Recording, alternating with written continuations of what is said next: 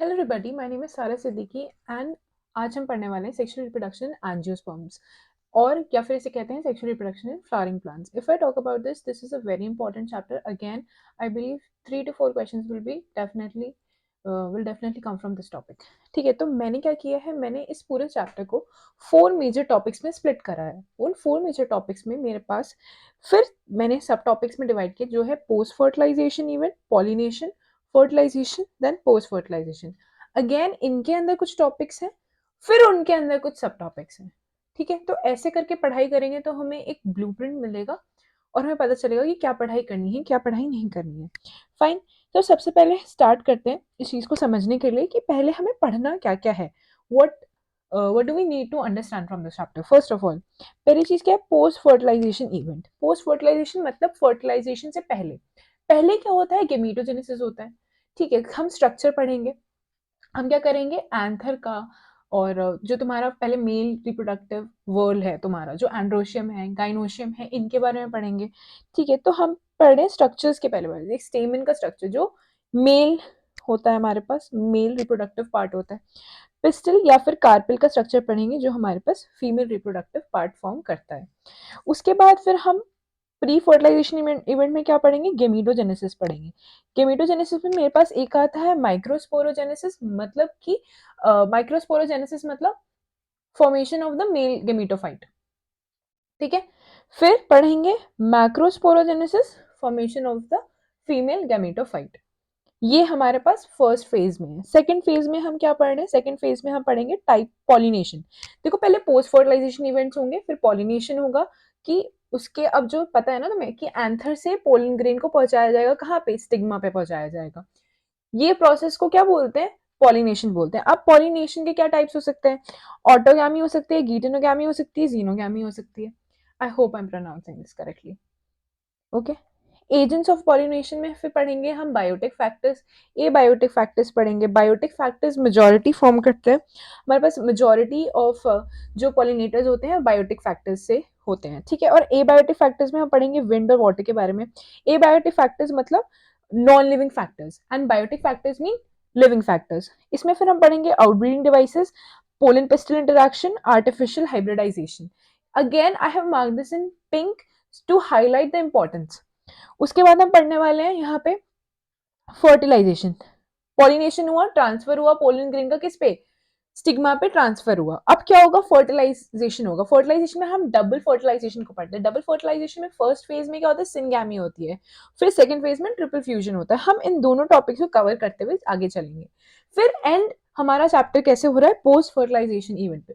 Post fertilisation event क्या होता है, हमारे पास एंडोस्पर्म फॉर्म होगा, एम्ब्रियोजेनेसिस पढ़ेंगे हम, सीड पढ़ेंगे हम। फिर इंपॉर्टेंट यहाँ पे कुछ टॉपिक्स हैं जैसे एपोमिक्सिस होगा, पॉलीएम्ब्रियोनिया हो गया, पार्थिनोकार्पी हो गया। ये सारे इंपॉर्टेंट टॉपिक्स हैं बिकॉज आई बिलीव कि एक क्वेश्चन तो पक्का पक्का यहाँ से आएगा। चलिए, ये मैंने आपको पूरा ब्लूप्रिंट दिया है उस पूरे चैप्टर का कि क्या पढ़ना है क्या नहीं पढ़ना है। मतलब पढ़ना पूरा है, हम पूरा एनसीईआरटी को मार्क करते चलेंगे। ठीक है, क्या क्या इंपॉर्टेंट चीजें हैं वही कवर करेंगे, फालतू की चीजों को नेग्लेक्ट करेंगे। चलो, इसके फर्स्ट एनसीईआरटी के पेज पे इतना कुछ इंपॉर्टेंट नहीं है, we'll leave this, trust me we'll leave this. चलो इस पे आ जाओ थोड़ी देर। अब यहाँ पे देखो, स्ट्रक्चर ऑफ फ्लावर के बारे में बात हो रही है। थोड़ा यहाँ पे मिट गया है, इसको ठीक कर देते हैं। देखो, why we are not talking about all the plants, क्योंकि हमने क्लास 11 में कवर किया था। क्लास 11 में हमने क्या कवर किया था कि डिफरेंट डिफरेंट, अब प्लांट किंगडम में हमारे पास क्या था, एल्गी था, ब्रायोफाइट्स था, टेरिडोफाइट्स था, जिम्नोस्पर्म्स था, एंजियोस्पर्म्स थे। ये सारी 5 चीजें थी। हमने हर किसी का रिप्रोडक्शन पढ़ा था, पर हर कोई प्लांट फ्लावर्स नहीं देते। ठीक है, हर कोई प्लांट फ्लावर्स नहीं देते। सिर्फ एंजियोस्पर्म्स ऐसे प्लांट होते हैं जो फ्लावर्स देते हैं। तो that's why we are specifically talking about this. Got it?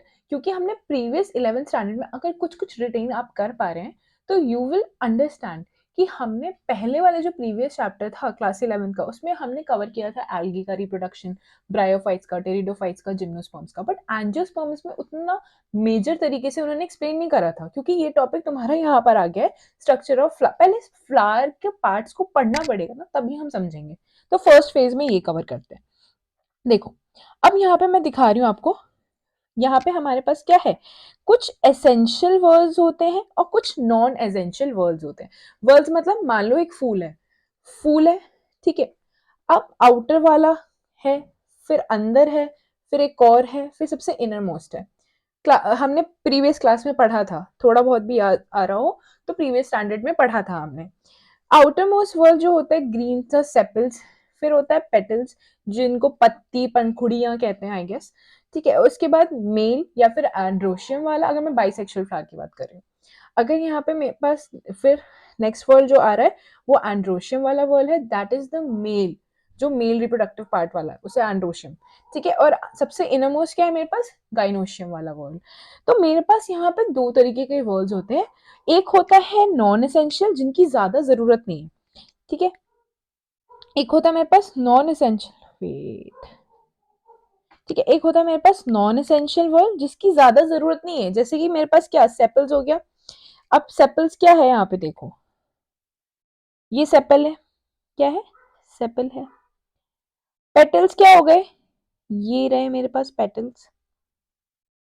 और ये दोनों किस में इंक्लूडेड है, ये दोनों के दोनों नॉन एसेंशियल वर्ल्ड में इंक्लूडेड है, मतलब इनका रिप्रोडक्शन में कोई रोल नहीं है, ठीक है। और हमारे पास कुछ एसेंशियल वर्ड है, मतलब पॉलिनेशन वगैरह में है, बट अभी जस्ट समझो। एसेंशियल वर्ड क्या हो गए हमारे पास, गाइनोशियम हो गया जिसको मैंने पिंक से दिखाया है, एंड एंड्रोशियम हो गया जिसको ब्लू से दिखाया है। प्लीज डोंट से कि ब्लू से क्यों दिखाया, पिंक से भी दिखा सकते थे, मैम तो सेक्सिस्ट हैं, कलरिस्ट हैं, फालतू फालतू बातें मत करना, ठीक है। चलो, पिंक वाला पार्ट क्या है, this pink part is your pistol या कार्पेल कहते हैं, पिस्टल या कार्पेल कहते हैं, जो हमारे पास क्या होता है, female reproductive part of the plant होता है, या फिर ये फॉर्म करता है गाइनोशियम वाला वर्ड, गाइनोशियम वाला वर्ड। अब इस पिस्टल के पास क्या क्या होता है, यहाँ टॉप पे देखो, ये क्या है, स्टिग्मा, ये क्या है, स्टिग्मा है, सबसे टॉप वाला पार्ट स्टिकी सरफेस जहाँ पे पोलन ग्रेन लैंड करता है। Then this part is your style, what is it, it's style, जहाँ पे पोलन ट्यूब अंदर एंटर करेगा। एंड यहाँ पे तुम्हारे पास प्रेजेंट होती है ओवरी, ओवरी के अंदर होता है ओव्यूल, ठीक है। क्या होता है, ओवरी, ओवरी के अंदर क्या होता है, ओव्यूल होता है। ओव्यूल के अंदर क्या होता है, फीमेल गेमीटोफाइट होता है, क्या होता है, फीमेल गेमीटोफाइट होता है। फाइन, आंसर की बात करो, ये देखो स्टेमन कहते हैं। अब जो मेल रिप्रोडक्टिव पार्ट है उसे क्या बोलते हैं, स्टेमन। ये कौन सा वर्ड बनाता है, एंड्रोशियम, क्या बनाता है, एंड्रोशियम, ओके। अब जो ये एक्सपोज कर रहा है इसको ऊपर की तरफ, that is filament, what is it, filament, अरे यार, फिलामेंट, क्या है, फिलामेंट है। और ये क्या है, डाइथीकल स्ट्रक्चर बोला था ना इसको, क्या होता है ये, एंथर होता है। इसके अंदर क्या होता है, पोलन सैक्स होते हैं, ठीक है। अभी इसका हम पूरा देखेंगे, इसके टिश्यू का स्ट्रक्चर देखेंगे, ठीक है, समझ आ गया। This is your male reproductive part, okay. चलो,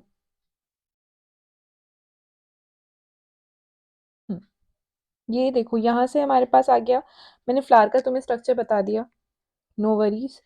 अब देखो प्री फर्टिलाइजेशन में क्या बता रहे हैं वो, प्री फर्टिलाइजेशन इवेंट में बता रहे हैं कि स्ट्रक्चर एंड इवेंट्स। अब इवेंट्स में क्या है, यहाँ पे ये बेसिकली गेमेटोजेनेसिस की बात करेंगे, क्या बात करेंगे, गेमेटोजेनेसिस की बात करेंगे। अब थोड़ा सा इनका स्ट्रक्चर देख लेते हैं, जैसे एंथर का ट्रांसफर सेक्शन आ सकता है, they will ask you about the tissues of anther of the स्टेमन, ठीक है। चलो आगे बढ़ते हैं, थोड़ा सा लोड होने में दिक्कत ले रहा है, please be stay with me, ठीक है, थोड़ा बेयर विथ मी, ठीक है ठीक है ठीक है।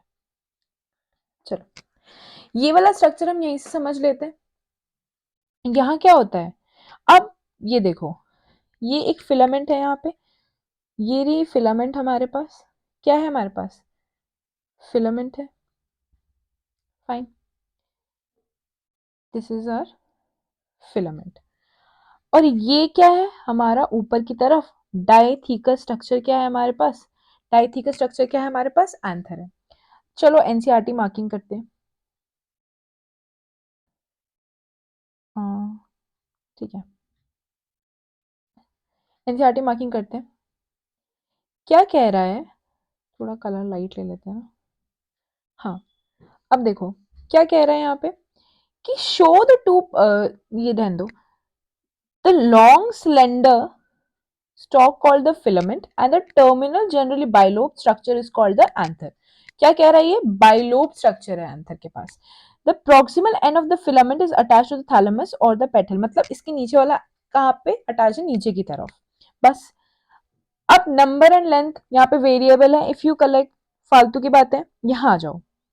अब हम एंथर के पूरे स्ट्रक्चर को समझते हैं। A typical angiosperm anther is bilobed. What is it, it is bilobed in structure and each lobe having two theca that is diathecous।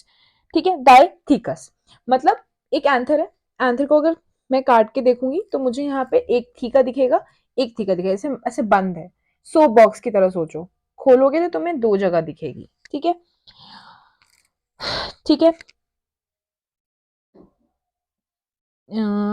The anther is a four-sided tetragonal structure consisting of four microsporangia located at the corners in each two lobes। अगर मैं इसको draw करके थोड़ा सा तुम्हें बताना चाहूँ, थोड़ा सा दिखाना चाहूँ, तो मान लो दिस इज योर एंथर, इसको मैंने खोल दिया। अब मुझे क्या दिख रहा है यहाँ पे, ये देखो, ये क्या है मेरे पास, मुझे चार पोलन सैक्स दिखेंगी यहाँ। ठीक है, the microsporangia develop further and becomes pollen sac। They extend longitudinally although the length of the anther are packed with pollen grains। यहाँ पे क्या है, ये तुम्हारे क्या बन जाते हैं, पोलन सैक्स बन जाते हैं। क्या बन जाते हैं, पोलन सैक्स बन जाते हैं। और ये रहा तुम्हारा बाइलोब्ड एंथर। क्या है ये, बाइलोब्ड एंथर। फाइन, देख लो यहाँ पे क्या है तुम्हारा, ऐसे चार ये बना हुआ है। ठीक है, यहाँ पे क्या बना हुआ है, ऐसे यहाँ पे चार ऐसे बना हुआ है, और इसके अंदर क्या है, पोलन ग्रेन्स प्रेजेंट है, and this is showing the line of dehiscence. ये रही यहाँ की। अब बात करते हैं स्ट्रक्चर ऑफ माइक्रोस्पोरेंजियम, मतलब इसको खोल के आप अच्छा खासा देख रहे हैं, इसको देखेंगे कि कैसा आ रहा है, कैसा दिख रहा है। चलो अब देखो यहाँ पे सबसे पहले अगर मैं इसको काटूंगी, क्या करता है, इसके पास चार लेयर्स नजर आती हैं। कौन कौन सी, epidermis, endothecium, middle layer and the tapetum. क्या क्या, एपिडर्मिस सबसे बाहर वाली, फिर endothecium, middle layer and tapetum. The outer three walls perform the function of protection and help in the dehiscence of anther to release the pollen। अब देखो क्या हो रहा है यहाँ पे, हमारे पास मैं अगर लेयर्स की बात करूं, थोड़ा कलर थोड़ा डार्क ले लेते हैं। अगर मैं लेयर्स की बात करूं, अगर मैंने कट किया और इसका ट्रांसफर सेक्शन को ऑब्जर्व किया, तो लेयर्स में मुझे क्या क्या दिख रहा है, सबसे बाहर क्या दिख रहा है मुझे, एपिडर्मिस दिख रहा है। क्या दिख रहा है, एपिडर्मिस दिख रहा है। फिर क्या दिख रहा है, एंडोथीशियम दिख रहा है, एंडोथीशियम दिख रहा है। मिडिल लेयर है मेरे पास, और क्या है, टेपेटम है। क्या है, टेपेटम है। ये तो बात हो गई इसकी। अब इनके फंक्शंस क्या है, अगर मैं इनके फंक्शंस की बात करूं तो ये तीनों क्या करते हैं, किस चीज का फंक्शन प्रोवाइड करते हैं, प्रोटेक्शन प्रोवाइड करते हैं। क्या प्रोवाइड करते हैं, प्रोटेक्शन प्रोवाइड करते हैं। ठीक है, और इसका क्या काम होता है, ये नरिशमेंट प्रोवाइड करता है। क्या करता है, नरिशमेंट, नरिशमेंट प्रोवाइड करता है किसको, स्पोरोजेनस टिश्यू को। किसको, स्पोरोजेनस टिश्यू को, स्पोरोजेनस टिश्यू को। ठीक है, it nourishes the developing pollen grains. Sporogenous tissue के पास डेवलपिंग पोलन ग्रेन्स होते हैं। The cells of tapetum possess dense cytoplasm and generally have more than one nucleus। ठीक है, ये भी याद रखने वाला पॉइंट है। When the anther is young, a group of compactly arranged homogeneous cells called the sporogenous tissue occupies the center of the each microsporangium। ठीक है, यहाँ पे मान लो स्पोरोजेनस टिश्यू होगा, इनके नीचे स्पोरोजेनस टिश्यू होगा। अगर मैं इसकी स्ट्रक्चर की बात करूं, let's talk about the structure. इसको लोड होने के टाइम लग रहा है, जब तक हम रीड कर लेते हैं ढंग से। इतना समझ आया? क्या है? एपिडर्मिस है। एपिडर्मिस सबसे आउटर मोस्ट लेयर है। उसके बाद क्या है हमारे पास? एंडोथीशियम है। एंडोथीशियम के बाद क्या है हमारे पास? मिडिल लेयर है। मिडिल लेयर के बाद टेपेटम है। इसके नीचे क्या होगा हमारे पास? स्पोरोजेनस टिश्यू होगा। इस स्पोरोजेनस टिश्यू क्या होता है हमारा? ये ग्रुप ऑफ सेल्स होते हैं जो कि हमारे फ्यूचर पोलन ग्रेन्स बनाते हैं। ठीक है, अब देखो, एपिडर्मिस, एंडोथीशियम और मिडल लेयर, ये तीनों क्या करते हैं? प्रोटेक्शन प्रोवाइड करते हैं। और जो टेपेटम है वो क्या देता है? नरिशमेंट प्रोवाइड करता है। ठीक है, यहाँ देखो, अगर मैं इसका एक सेक्शन काट के देखूं कि कैसा है, तो ये देखो, ये पक्का से डायग्राम अच्छे से कर लेना कि मे बी एमसीक्यूज में तुम्हें डायग्राम दे दे और तुमसे पूछ दे क्या है, स्पेसिफिसिटीज पूछ देगा तुमसे कि भाई कौन सा क्या है, किसका क्या फंक्शन है, या मैच ऑफ द कॉलम्स के फॉर्म में आ जाए। You never know, you never know. ठीक है, तो हमारे पास क्या है? सबसे बाहर वाली लेयर क्या हो गई मेरे पास? एपिडर्मिस है। उसके बाद एंडोथीशियम है। उसके बाद मिडिल लेयर है। फिर उसके बाद टेपेटम है और सबसे अंदर माइक्रोस्पोर मदर सेल, जो कि स्पोरोजेनस टिश्यू फिर आगे चल के बनाता है। माइक्रोस्पोर मदर सेल क्या होता है? इसकी प्लॉइडी क्या होती है? 2n होती है। क्या होती है? 2n होती है। अब यहां से माइक्रोस्पोरोजेनेसिस की तुम्हें आगे पाथवे बनता दिखता चला जाएगा। अब इसका एक ये वाला भी देख लो, मच्योर। ये क्या हुआ पहले? ये यंग था। ये यंग सेक्शन तुम्हें दिखाया कि यहाँ पे स्पोरोजेनस टिश्यू प्रेजेंट है जो कि ग्रुप ऑफ सेल्स है। इसके बाद क्या हुआ? इसके बाद क्या बना? ये माइक्रोस्पोर मदर सेल बन गया। उसके बाद क्या हुआ? पोलन ग्रेन्स इधर से निकल गए after dehiscence of the sporogenous tissue. ठीक है, अब देखो, अब यहाँ पे हम माइक्रोस्पोरोजेनेसिस की बात करेंगे। अब माइक्रोस्पोरोजेनेसिस की थोड़ी सी बात कर लेते हैं, आ जाओ। Microsporogenesis, what is it actually talking about? It is talking about the formation of the male gametophyte, that is the pollen grain. Why I'm calling it the male gametophyte and not the male gamete? Because male gamete, being a gametophyte is a different thing and being a gamete is a different thing. Gametophyte gamete को carry कर रहा है, ये बात तुम्हें पता चलेगा, अभी समझो इस बात को। माइक्रोस्पोरोजेनेसिस में क्या होता है? अब जैसे स्पोरोजेनस टिश्यू है तुम्हारे पास, स्पोरोजेनस टिश्यू है तुम्हारे पास। अब देखो, अब क्या होगा? अब ये क्या बना? Microspore, microspore mother cell, microspore mother cell. इसकी प्लॉइडी क्या है? 2n। इसकी प्लॉइडी क्या है? 2n। अब ये माइक्रोस्पोर मदर सेल ने क्या किया? मियोसिस करेगा। क्या करेगा? मियोसिस होगा यहाँ पे, क्योंकि मियोसिस होगा यहाँ पे।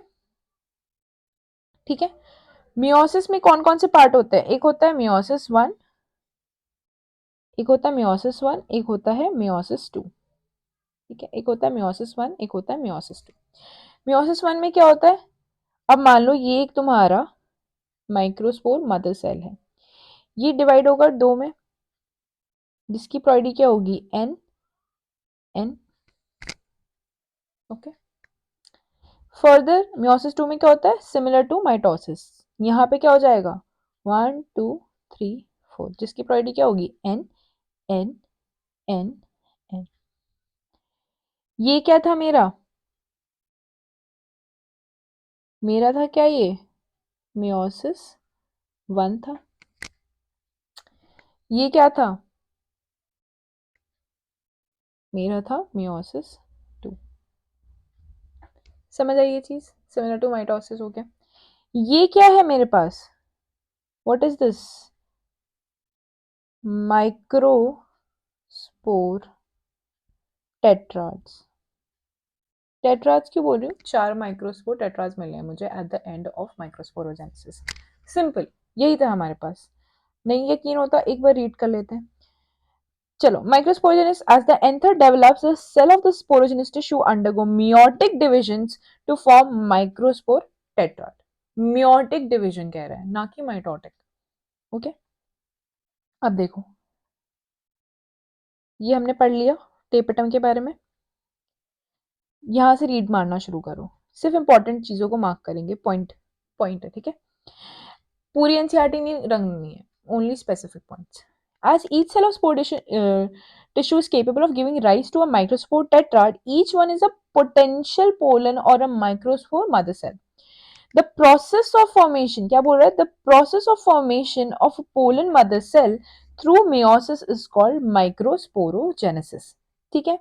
The microspore as they are formed arranged in cluster of 4 cell, इसे ही कहते हैं microspore tetrads. As the anther mature and dehydrate, the microspores dissociate from each other and develop into pollen grains. They further develop into pollen grains. Inside each microsporangium, several thousands of microspores or pollen grains are formed and they are released with the dehiscence of the anther. Got it? Microsporogenesis clear, इतना mark कर लेना, fine, समझ आ गया simple words में। आ जाओ अब pollen grain के बारे में बात करते हैं। What about pollen grain? इसमें से पोलन एलर्जी, पोलन कैप्सूल्स, ये सारी बातें करनी है हमें, फाइन। पोलन ग्रेन्स के बारे में, let's talk about pollen grains. ये क्या है? देखो मैंने बोला मेल गेमेटोफाइट्स हैं, they are not the male gametes. Male gametophyte is it is carrying the gamete, okay, it's not the gamete itself. Gametes क्या होते हैं? Those cells which take part in sexual reproduction, right? Gametes only form in sexual reproduction, so there is no point of talking about asexual reproduction right now. Got it? Okay. Powdery सा कुछ substance, pollen grain when, ये सब पढ़ लेना अपने आप, फालतू की चीजें मार्क नहीं कराऊंगी मैं। हाँ, यहाँ से बड़ा प्यारा अच्छा खासा क्वेश्चन आ सकता है, may be NEET point of view से भी यहाँ क्वेश्चंस बन सकते हैं, सीयूटी पॉइंट ऑफ व्यू से भी बन सकते हैं, बोथ से तो बन ही रहे। Pollen grains are generally spherical, measuring about 25 to 50 micrometers in diameter. It has a prominent two-layered wall. The hard outer layer is called the exine. और किसका बना होता है? स्पोरोपोलिनिन का। किसका बना होता है? स्पोरोपोलिनिन का। Most resistant organic material known. Most, अब देखो कैसा स्ट्रक्चर होता है हमारे पास। I'll take a cute pen. ठीक है, ये देखो, अब ये देखो, तुम्हारा पोलन ग्रेन के बारे में बात हो रही है। बाहर क्या होता है तुम्हारा? पहले पूरा रीड कर लेते हैं, फिर मैं तुम्हें एक्सप्लेन करूंगी इसको। It can withstand high temperatures, it can withstand high temperatures, ठीक है, high temperature and strong acid. No enzyme that degenerates sporopollenin so far is known. Pollen grain exine has prominent apertures called the germ pores where sporopollenin is absent. ठीक है, अब ये point important है। Pollen grains are well preserved fossils because of the presence of sporopollenin. अब इनके पास क्या होता है? इंटाइन होता है। That inner layer of the wall of pollen grain is called the intine. It is thin and continuous, made up of cellulose and pectin. The cytoplasm of pollen grain is surrounded by a plasma membrane.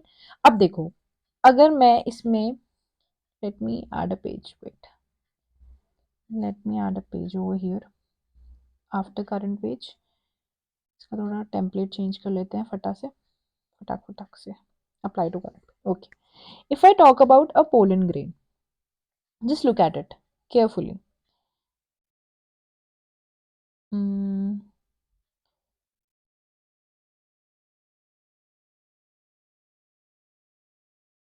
ठीक है, ठीक है, ये pollen grain है। इसका outer part को मैंने कहा एक्साइन, एक्साइन कहा।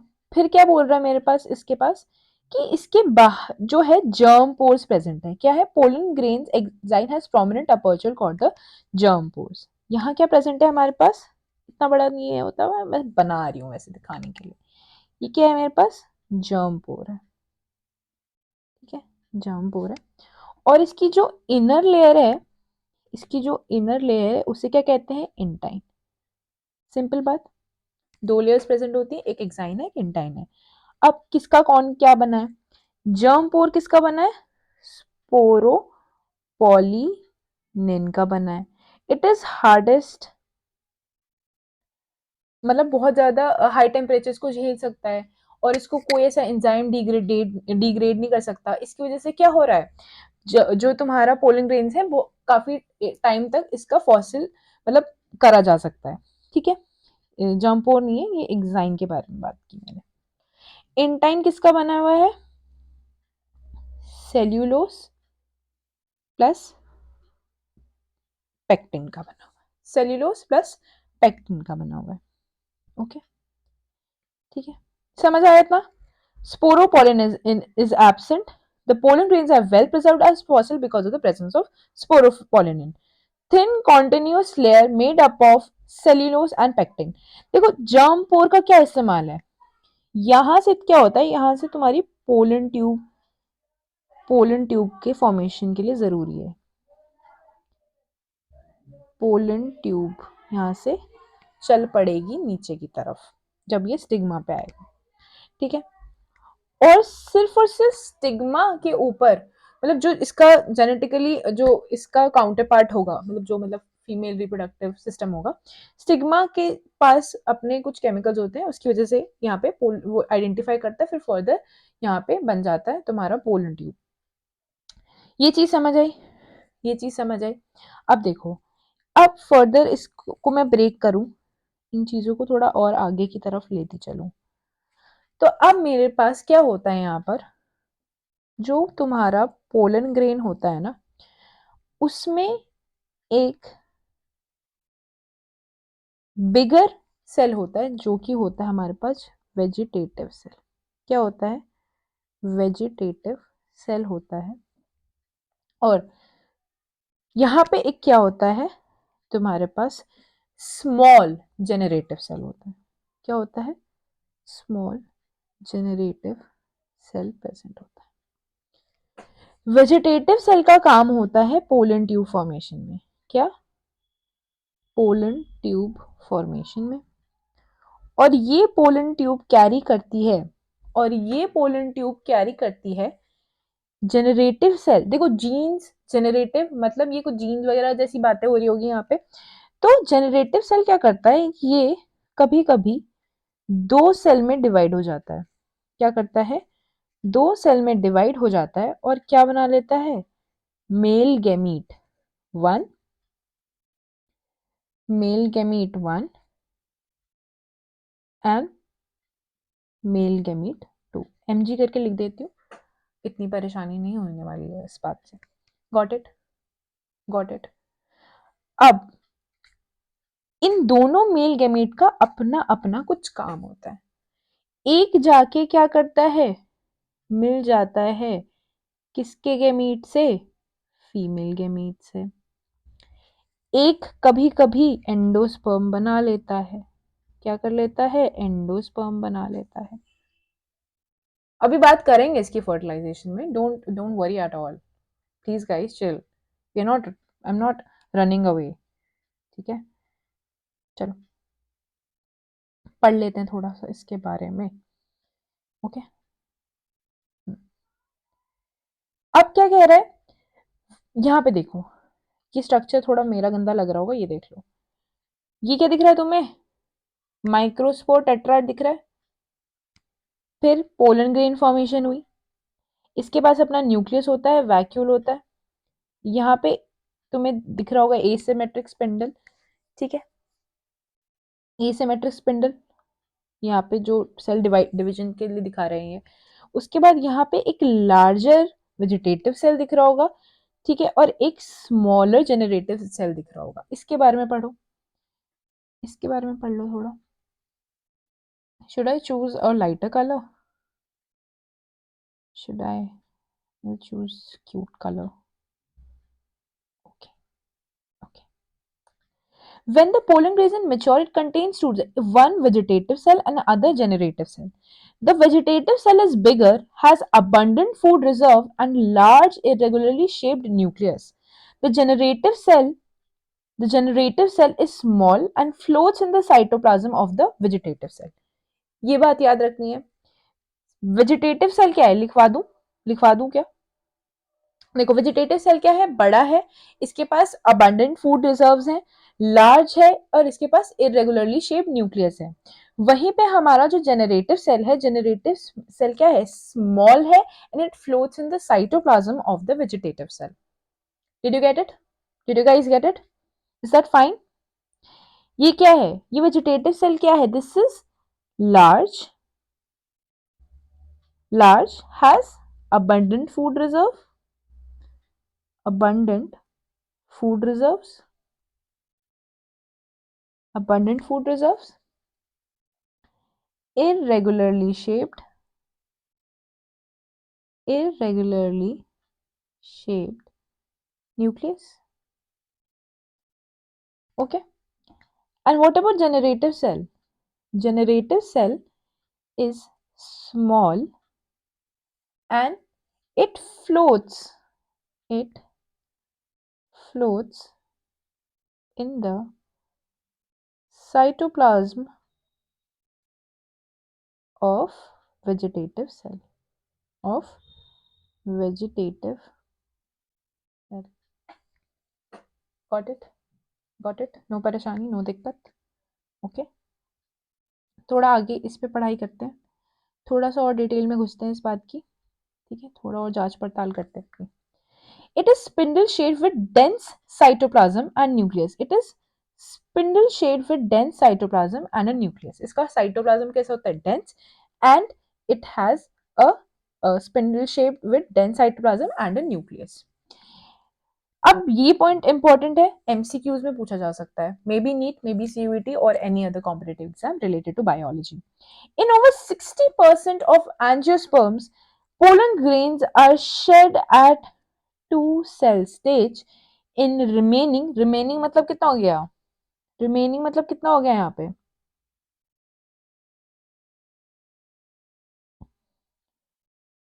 remaining मतलब कितना हो गया, 40%। 40% the generative cell divides mitotically to give rise to the two male gametes before pollen grains are shed at 3 cell stage। इस चीज का मतलब समझो, 60%, देखो 60% एंजियोस्पर्म्स में क्या हो रहा है, एक वेजिटेटिव सेल फॉर्म होगा और एक ही जनरेटिव सेल होगा, और ये क्या हो जाएगा, ये पोलन ट्यूब बनाएगा, ये क्या कर लेगा, फ्यूज कर लेगा फीमेल गैमीट से। सिंपल, मतलब यहाँ पे कोई एंडोस्पर्म नहीं बनेगा, एंडोस्पर्म नहीं बनेगा, ठीक है। बाकी के जो 40% है उसमें क्या होगा, एक वेजिटेटिव सेल है, एक जनरेटिव सेल है, जनहित में जारी, जनहित में जारी, ठीक है।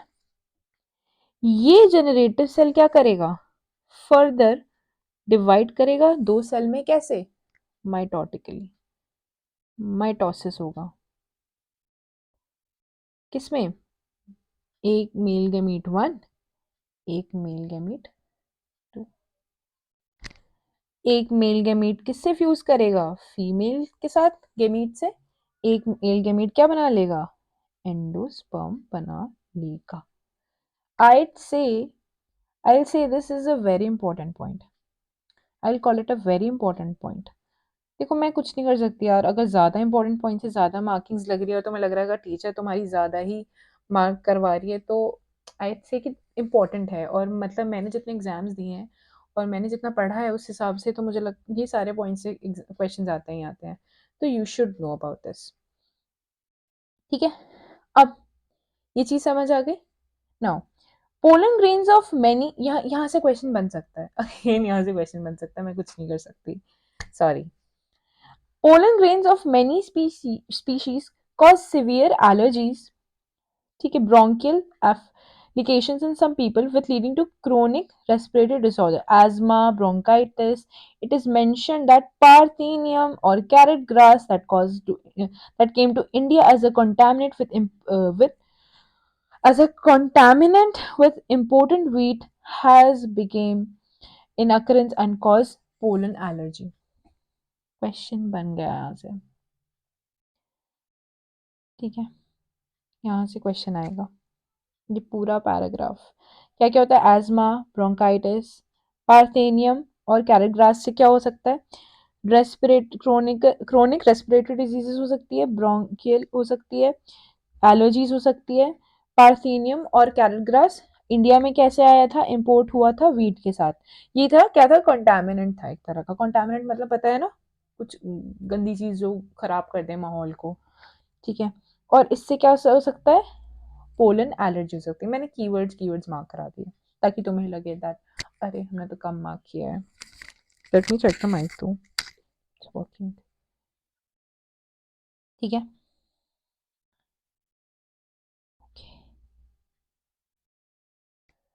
Pollen grains are rich in, अब देखो सप्लीमेंट्स वगैरह तरह यूज कर रहे हैं, कॉस्मेटिक्स में कैसे यूज हो रहा है, वो सारी चीजें देख लेते हैं। Pollen grains are rich in nutrients. Fashion in recent years to use pollen tablets, food supplements. In Western countries, tablets, syrups की form में present होते हैं. Claim to increase the performance of athletes and race horses. Read करने वाला material है. ठीक है. When once they are shed, pollen grains have to land on the stigma before the viability of their. अब यहाँ पे एक important concept again, यहाँ से फिर से सवाल बन रहा है. यहाँ देखो, वाइबिलिटी लूज करने का क्या मतलब है यार, पोलन ग्रेन रिलीज हुआ, अब हमेशा थोड़ी मतलब कभी तो ऐसा हो सकता है ना कि वो अपनी वाइबिलिटी को लूज कर दे। तो अब देखेंगे कौन सा प्लांट कितने दिनों बाद या कितनी देर बाद अपनी वाइबिलिटी को यूज कर सकता है, मतलब कब तक वो मतलब फर्टिलाइज कर पाएगा। जैसे एक स्पर्म की भी वाइबिलिटी है ना भाई, कि कब वो करेगा। ठीक है, the period for which the grains viable is highly variable. ठीक है, और टेम्परेचर पे डिपेंड करता है, ह्यूमिडिटी पे डिपेंड करता है। अब यहाँ पे इंपॉर्टेंट पॉइंट आ गया, राइस में क्या है, wheat pollen grains lose viability within 30 minutes of their release, and in some members of Rosaceae, Leguminosae, Solanaceae, they maintain viable for months। क्या बोला यहाँ पे, राइस, व्हीट, राइस, व्हीट और क्या, ये वाइबिलिटी 30 मिनट्स के अंदर लूज कर देते हैं। पर रोजेसियाई,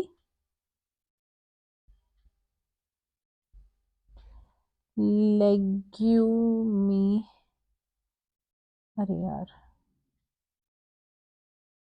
ठीक है, सोलेनेसियाई क्या करते हैं, मंथ्स तक वायबल रहते हैं, मतलब काफी मंथ्स तक ये वायबल रह सकते हैं, कि उसके बाद भी चांसेस बन सकते हैं कि फर्टिलाइज कर देंगे। ठीक है, फिर यहाँ पे देखो एक इंपॉर्टेंट पॉइंट है कि you have heard of storing semen sperms of many animals including humans for artificial insemination। जैसे तुम आईवीएफ वगैरह में देखोगे तो वहां पे भी तुम्हारा उनको स्टोर किया जाता है। ठीक है, एक ऑप्टिमल टेम्परेचर पे स्टोर किया जाता है। तो वैसे क्या होता है कि pollen grains of large number of species for years in liquid nitrogen इतने पे store pollen bank similar to seed banks in crop breeding programmes. मतलब होता है ना कि अगर मान लो कोई सी स्पीशीज एक्सटिंक्ट होने वाली है तो क्या किया जाता है, फिर उसका पोलन ग्रेन को रख लिया जाता है, और एक कौन सी कंट्री जहाँ पे सीड बैंक्स हैं, जहाँ पे मतलब ढेर सारे सीड्स स्टोर हो रखे हैं, कुछ ऐसा है ना कि अगर कुछ हो जाए, कोई ऐसी कंडीशन आ जाए तो हमारे पास सीड्स हो, तो ऐसी भी चीज़ें हो रही हैं। ठीक है, okay. The pistil, megasporangium, ovule and embryo sac. एक काम करते हैं, इसको नेक्स्ट लेक्चर में कवर करते हैं। आई थिंक इतना तुम्हारे लिए काफ़ी होगा, इसको नेक्स्ट लेक्चर में कवर करते हैं। ओके, अभी इतना रहने देते हैं, नेक्स्ट लेक्चर में इसको कवर करेंगे। ओके, आई मतलब इसको जल्दी ही लेकर आऊँगी मैं इस लेक्चर को। तो मतलब आज अगर मैं रिलीज़ कर रही हूँ इसको, तो नेक्स्ट डे पक्का मैं इसका लेक्चर ले आऊँगी, क्योंकि आई थिंक एक वीडियो में 30 मिनट्स की अभी तुम इतनी अफोर्ड कर सकते, लाइक 40-30 मिनट्स की। ठीक है, अगर आपको पसंद आया तो प्लीज़ लाइक करें, सब्सक्राइब करें और मुझे फॉलो करें। इंस्टाग्राम पे भी फॉलो कर सकते हैं आप, मैं उसका लिंक डाल दूँगी कमेंट सेक्शन में, और मैं आपको नोट्स भी प्रोवाइड कर दूँगी। And please follow me guys, bye.